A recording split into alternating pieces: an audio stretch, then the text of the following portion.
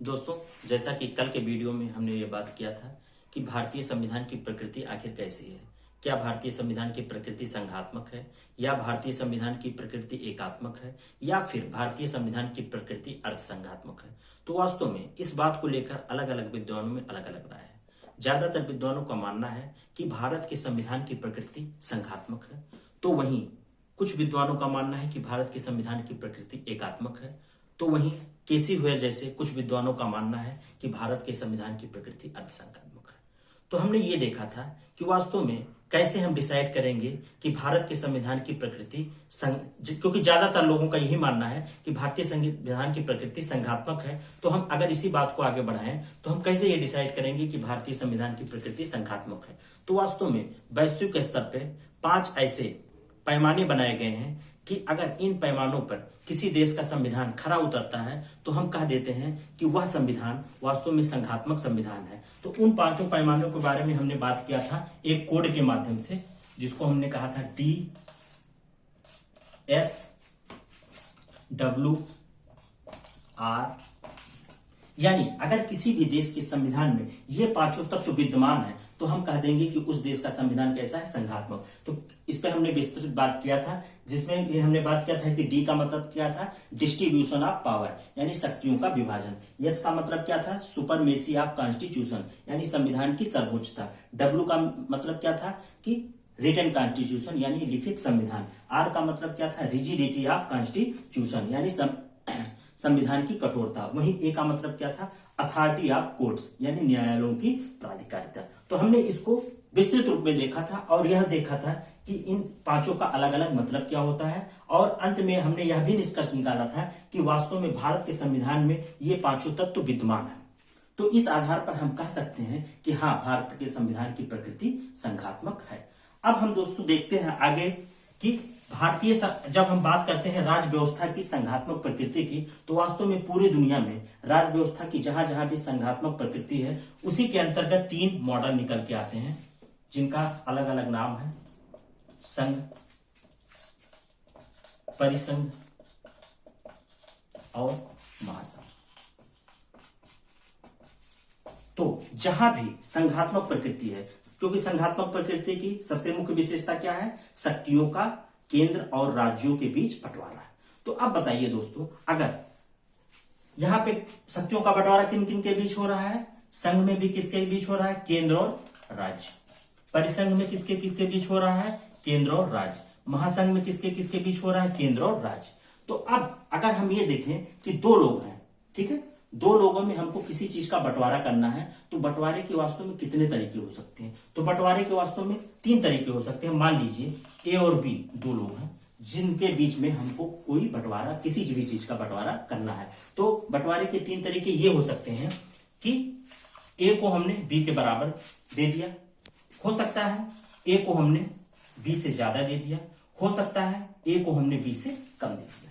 तो वास्तव में यही चीज यहां भी लागू होती है कि जो हम संघात्मक प्रकृति की बात कर रहे हैं कि 3 मॉडल हैं, तो वास्तव में ये 3 मॉडल इसी आधार पर हैं कि केंद्र और राज्य के बीच शक्तियों का बंटवारा किस तरीके से किया गया है। अगर केंद्र को राज्यों से ज्यादा शक्तियां प्राप्त हैं तो ऐसे मॉडल को हम कहते हैं संघीय मॉडल, ठीक है, ये हो गया संघ। वहीं अगर केंद्र को राज्यों के लगभग बराबर शक्तियां प्राप्त हैं तो उस मॉडल को हम कह देते हैं परिसंघीय मॉडल। वहीं अगर केंद्र को राज्यों से कम शक्तियां प्राप्त हैं तो हम इस मॉडल को कह देते हैं महासंघ, ठीक है। तो संघ का सबसे बेहतर उदाहरण, संघीय मॉडल का सबसे बेहतर उदाहरण है कनाडा, जहां से हमने वास्तव में भारत के संविधान में भी इसी मॉडल को अपनाया है। संघात्मक प्रकृति के अंतर्गत हमने वास्तव में कनाडा से संघीय मॉडल को ही अपनाया है, क्योंकि कनाडा में केंद्र राज्यों से ज्यादा ताकतवर है। तो इसी मॉडल को हमने भारतीय संविधान में भी अपनाया है। इसी नाते अगर हम भारत के संविधान की बात करें तो वास्तव में संघात्मक तो है, लेकिन वो कैसी प्रकृति का है, संघीय प्रकृति का, संघीय प्रकार का संघात्मक प्रकृति है हमारे इस भारत के संविधान में। वहीं अगर हम परिसंघ की बात करें तो इसका सबसे बढ़िया उदाहरण है अमेरिका, क्योंकि अमेरिका में जो शक्तियों का विभाजन किया गया है वह लगभग केंद्र और राज्यों के बीच में लगभग बराबर शक्तियों का विभाजन किया गया है। वहीं अगर हम महासंघ के उदाहरण देखें तो जैसे पूर्व सोवियत संघ, पूर्व सोवियत संघ जिसका कि अब विघटन हो चुका है, ठीक है। और इसका एक उदाहरण और हो सकता है यूरोपीय संघ। तो ऐसे महासंघ में क्या होता है कि महासंघ में केंद्र राज्यों की अपेक्षा क्या होता है, कम ताकतवर होता है। अब अगर हम बात करें कि संघ की बात करें तो संघ के अंतर्गत, एक मिनट दोस्तों, हाँ, अब हम बात कर रहे थे राज्य व्यवस्था की संघात्मक प्रकृति के 3 मॉडलों की, यानी संघ, परिसंघ और महासंघ।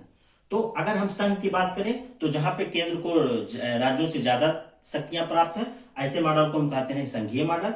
और अगर केंद्र और राज्य के बराबर बीच शक्तियों का विभाजन लगभग बराबर है तो ऐसे मॉडल को हम कह देते हैं परिसंघीय मॉडल। वहीं अगर केंद्र और राज्य के बीच शक्तियों का विभाजन इस तरीके से किया गया है कि केंद्र को राज्यों से कम शक्तियां प्राप्त है तो ऐसे मॉडल को हम कह देते हैं महासंघ। अब देखिए कि एक चीज और विशेषता निकल के आती है इन तीनों में अलग अलग, कि जहां भी संघीय मॉडल होता है वहां पहले से वास्तव में क्या होता है, एक केंद्र मौजूद होता है और यह केंद्र क्या होता है, अलग अलग राज्यों का निर्माण करता है और उनको अपने साथ जोड़ता है। वहीं परिसंघीय अगर मॉडल की बात की जाए तो परिसंघीय मॉडल में केंद्र तो पहले से मौजूद होता है, वहीं राज्य भी पहले से मौजूद होते हैं और राज्य आपस में मिलके, ठीक है। यहां क्या है, संघीय मॉडल में क्या है, केंद्र राज्यों का निर्माण करके आपस में जुड़ते हैं। वहीं जहां परिसंघ होता है, जैसे अमेरिका का कॉन्स्टिट्यूशन, तो वहां परिसंघीय मॉडल अपनाया गया है, यानी वहां क्या है, राज्यों ने आपस में विचार विमर्श करके, आपस में समझौता करके वो संघ के साथ जुड़ते हैं। वहीं महासंघ में क्या होता है, महासंघ में पहले से कोई केंद्र नहीं होता है, वहां क्या होते हैं, राज्य होते हैं, ठीक है, तमाम राज्य होते हैं या तमाम इकाइयां कह लीजिए, तो वो तमाम इकाइयां मिलकर क्या करते हैं, संघ का निर्माण करती हैं, ठीक है। अब क्या होता है कि संघीय मॉडल में अगर फिर एक बात करें तो संघीय मॉडल में केंद्र और राज्य आपस में कैसे जुड़े रहते हैं, तो इनमें जुड़ने का जो आधार होता है वो होता है निष्ठा। केंद्र और राज्य आपस में निष्ठा के आधार पर जुड़े होते हैं। जैसे भारत का संविधान संघीय संविधान है, ठीक है, तो यहां पे केंद्र और राज्य आपस में कैसे जुड़े हैं, निष्ठा के आधार पर।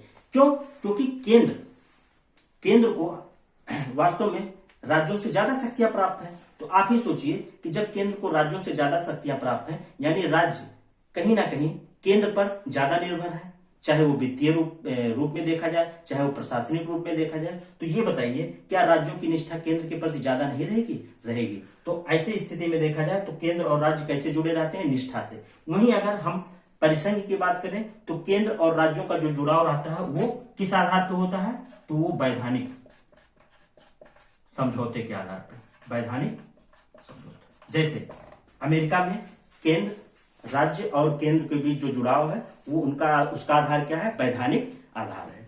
वहीं पे अगर हम महासंघ की बात करें तो महासंघ में भी केंद्र और राज्य आपस में निष्ठा के आधार पे जुड़ते हैं। तो हमने 3 देखा कि यहाँ पे संघ में निष्ठा के आधार पे जुड़ते हैं, जहां परिसंघ होता है वहां वैधानिक समझौते के आधार पे जुड़ते हैं, और जहां महासंघ होता है वहां भी निष्ठा के आधार पे जुड़ते हैं। तो अब अगर हम कहें कि यहां भी निष्ठा के आधार पे, यहां भी निष्ठा के आधार, तो इन दोनों में संघ और महासंघ में अंतर क्या है, अंतर ये है कि जहां पे मतलब यहाँ पे केंद्र राज्य, यहाँ पे राज्य जो है वो केंद्र के प्रति ज्यादा निष्ठा रखते हैं, क्योंकि यहाँ पे केंद्र को ज्यादा शक्तियां राज्यों से प्राप्त हैं। तो इस स्थिति में अगर देखें तो कोई भी राज्य, जब राज्य ज्यादातर मामलों में केंद्र पे निर्भर है तो वो राज्य से अलग, वो केंद्र से अलग नहीं हो सकता। तो इसमें क्या है कि राज्य केंद्र के प्रति ज्यादा निष्ठा रखते हैं। वहीं अगर महासंघ की बात करें तो ये भी निष्ठा पे बना होता है, लेकिन यहाँ पे क्या होता है, चूंकि राज्यों को केंद्र से ज्यादा शक्तियां प्राप्त होती हैं, तो इसी नाते देखा जाए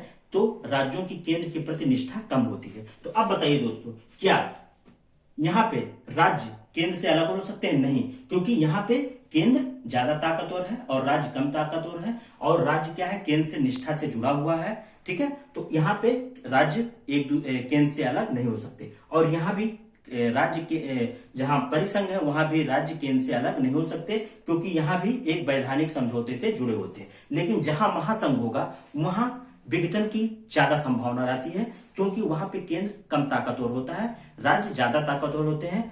तो ऐसी स्थिति में राज्य कभी भी केंद्र से अलग हो सकते हैं। जैसे इसका अभी हाल ही का उदाहरण है यूरोपीय संघ। यूरोपीय संघ से अभी जल्दी ही ब्रिटेन ने क्या किया है, खुद को हटा लिया है। तो इसका एक उदाहरण हो गया। ठीक है। अब वास्तव में जब संविधान बन रहा था तो संविधान सभा में इस बात को लेकर चर्चा थी, इस बात पे चर्चा ये चल रही थी कि वास्तव में संघात्मक शासन व्यवस्था तो हमको अपनाना ही है, लेकिन वास्तव में हम कौन सा मॉडल अपनाएं, संघीय मॉडल अपनाएं या परसंघीय मॉडल अपनाएं। तो कुछ लोगों का मानना था संविधान सभा में कि वास्तव में भारत के संविधान में हम परसंघीय मॉडल को अपनाएं, यानी अमेरिका के मॉडल को अपनाएं। लेकिन डॉक्टर भीमराव अम्बेडकर जैसे विद्वानों का मानना था कि नहीं, भारत एक विविधतापूर्ण संस्कृति का देश है, यानी यहाँ अनेक धर्म, अनेक जाति, अनेक भाषा के लोग हैं। तो ऐसी स्थिति में भारत जैसे विशाल देश के लिए, जहाँ की भौगोलिक रूप से भी विशाल है, जनसंख्या के हिसाब से भी विशाल है, और भाषाई आधार पे भी बहुत विविधता है, सांस्कृतिक आधार पे भी बहुत विविधता है, तो ऐसे में देश की एकता और अखंडता को बनाए रखने के लिए हमको इस मॉडल को अपनाना चाहिए, यानी कनाडा के मॉडल को अपनाना चाहिए। क्यों? क्योंकि यहाँ पे केंद्र को ज्यादा शक्तियां देनी पड़ेंगी, तभी जाके राज्य मतलब उनके साथ जुड़े रहने में समर्थ हो पाएंगे, और इससे देश की एकता और अखंडता को बढ़ावा मिलेगा। ठीक है दोस्तों, तो आज के लिए बस इतना ही।